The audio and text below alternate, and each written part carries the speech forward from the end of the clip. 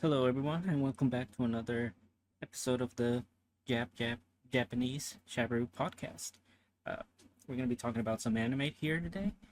First off, we have the Fragrant Flower Blooms with Dignity, or Karuhana, whichever you want to pronounce it as. So, this is a romance anime, and it's really focused on a lot of character growth.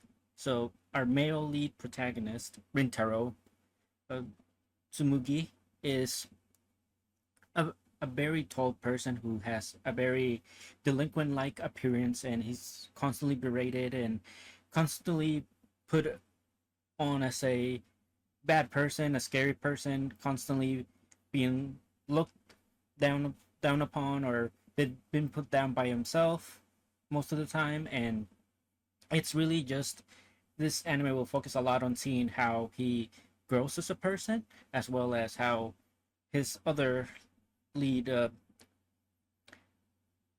Karoku, Maguri, also has in a similar state, how both of them help each other grow and become closer to one another, and eventually, reach the point where their romance blossoms like a flower.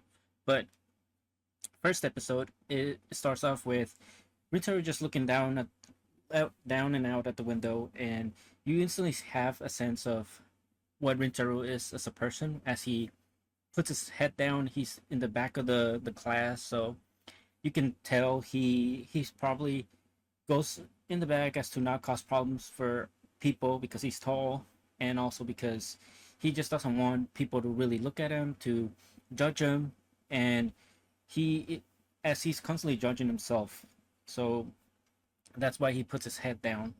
And the opening for Karuhana is beautiful.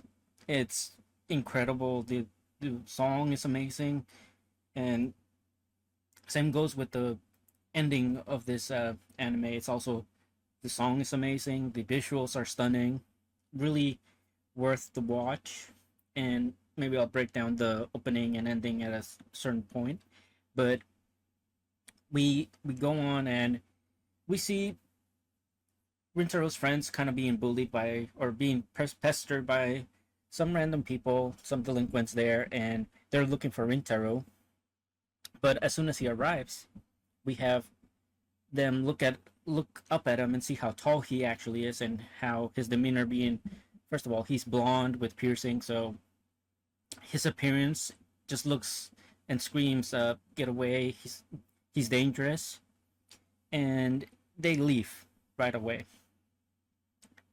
His friends are like, man, you're always causing us problems. They banter here and there with them, and it's really interesting seeing how Rintaro has always wanted to help people, as he tells them that they're probably looking for him because one of his friends, or their friends, recently broke up with her girlfriend, and he was trying to go there to calm him down, but because of his appearance, once again, he scares him away. So Rintaro is just really buying into this whole delinquent persona that they're putting on him. He's not really fighting it, he's just accepting of it, and that's how he's going about his day in his entire life, basically, because he always just goes with what people perceive him as, and he doesn't try to get people to understand who he truly is.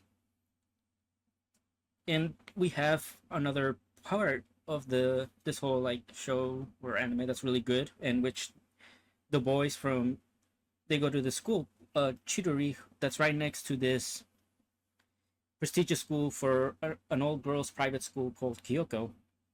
And when they meet girls passing through that go to this school, Usumi tries to hand them something they dropped, and they pretty much reject it, saying they no longer need it, and they wouldn't touch anything that comes from him. So you instantly see that there's a bit of like friction or conflict between the two schools, because the Shidori school is viewed as a school for old delinquents and people that are not necessarily the best students, whereas suppose the Kyoko girls are the ones that are the brightest. So like they kind of don't want the two to intermingle.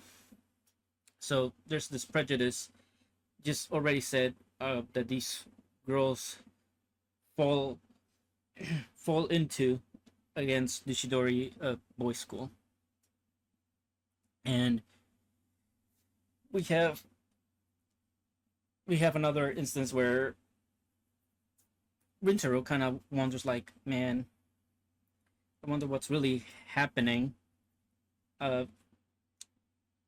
and he gets a text from his parents, like, okay, you got to come in and help out the store. So he you can see he wants to be able to hang out with his friends, but because he's always on call for his parents, he instantly goes in to help them, and nobody really knows that he works for his parents' workshop. So we have Rintaru just kind of like secluding his life, kind of like building a wall up between him and his friends. Like, since they don't know he works there, they're kind of like in the dark of as to what he does. And even like Isumi later points out that Rintaro kind of has a wall between them. So you can tell that even though they're Rintaro considers them friends, he still is not feeling vulnerable enough to really open up to them, open up about his feelings, open up about his life to them like that.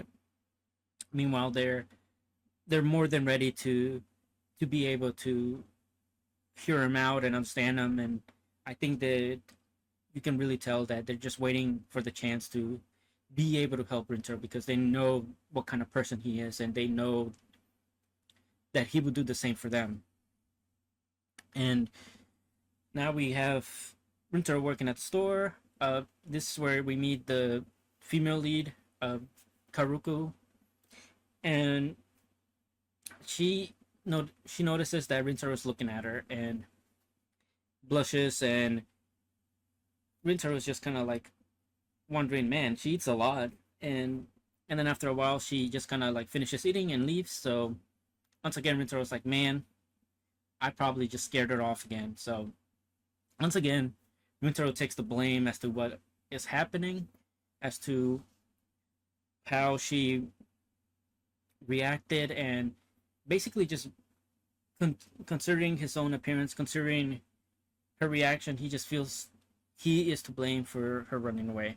But it's not the case, as when she returns back, she apologizes for leaving like that, and kind of like gives a hint that she has some sort of feelings towards him, because she said that with him staring at her, she kind of got flustered and made her heart race.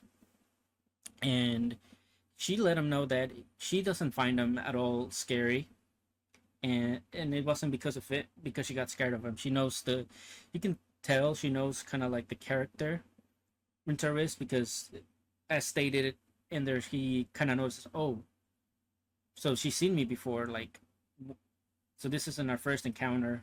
That wasn't our first encounter when I scared her off the first time.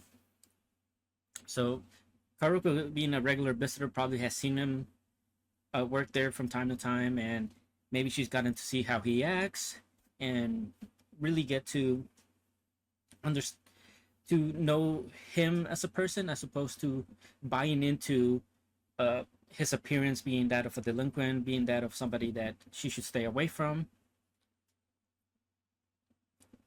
And Rintaru just couldn't believe that she viewed him in that way. After he like lets her go to her own place, he goes to his room and starts wondering, like, wow, I've never had that happen to me. And you see like a little mini flashback of the kids constantly berating him, saying he looks scary, like his looks don't match the fact that he works at a bake at a bakery with his parents. So ever since he was a child, he's just been judged based on how he looks, and you can really tell that that has affected how he views himself now. The stuff that they've said to him as a child has affected him to the point where he now buys into it, and he is always blaming himself for everything. But as a little bit later on, the mom returns to see Rintaro, and she tells him like, "Hey, Wagari left her cake that she was taking home. Like, you need to go find her." And when we do go find out, like, where Karuku is. She is being kind of like bullied, kind of being pestered by the people earlier in the episode that were pestering Rintaro's friends, and they were like kind of like telling her like, "Hey, you should have some fun with us," and it's like you should stay away from Rintaro. You see how he looks? He's a delinquent. He even goes to the school full of delinquents, and if you keep hanging out with him, there's no good that's gonna come from that. But Karuko, being the pure soul that she is, just instantly like refuses all that. She tells him straight up like, how can you judge somebody that you've never talked to? How can you judge somebody that you've never spent time with? How can you buy into these rumors when you're not even trying to see or understand the person Rintaro is? So I really enjoy that aspect that Karu is always there defending Rintaro, even though she doesn't know that he is around the corner. She doesn't like that people are bath mouthing him behind his back. Because she understands and she knows the kind of character he is, the kind of person he truly is, and she understands that all the stuff that they're saying about him can be possibly true because she has spent some time to actually talk to him and got to see that his actions don't match that that label that they're putting on him. So Rintaru goes as they're trying to hit her. He goes and blocks the punch and ends up hitting his head on the wall, and then turns around and scares the living life out of them once again. And he couldn't stop, but even though that he was the one that was bleeding, and Karuko was trying to like comfort him, he couldn't stop himself from saying he's sorry that he put her in that position once again. He takes the blame for everything that's happening. It He feels responsible because he is the one that they were looking for. He is the one that scared him away the first time, and now that they kind of figured she was spending time with him, they went after her. So he puts all this on himself, and we get another like mini flashback of his how as on, once he's old, on, more older, like around middle school age, he once again was looking down. Like as you see him, he doesn't really look up. He Whenever you see him, he's always looking down, and you can see his expression is that very like depressed, very sad person. Where he's saying like he never once uh, was given praise, and no matter what, everybody always looked at him as a bad person or as a delinquent. But now that Karuku has put, and he never really wanted people to give him praise or understand him, but but now that he has been given praise, he has been understood by Karuko. He's like, oh, maybe it's not so bad. Maybe I can want this again. I can want to live. I can want to be able to be understood and be able to be looked at as a good person rather than a delinquent. And there's beautiful shots everywhere of Haruko like trying to get the blood off of him, and just them together. There's have this whole air around them that's so beautiful. And as Rintaro finally goes and takes her to the train station, and she's walking away, she lets him know, "Hey, next, how about we get a cake again next time?"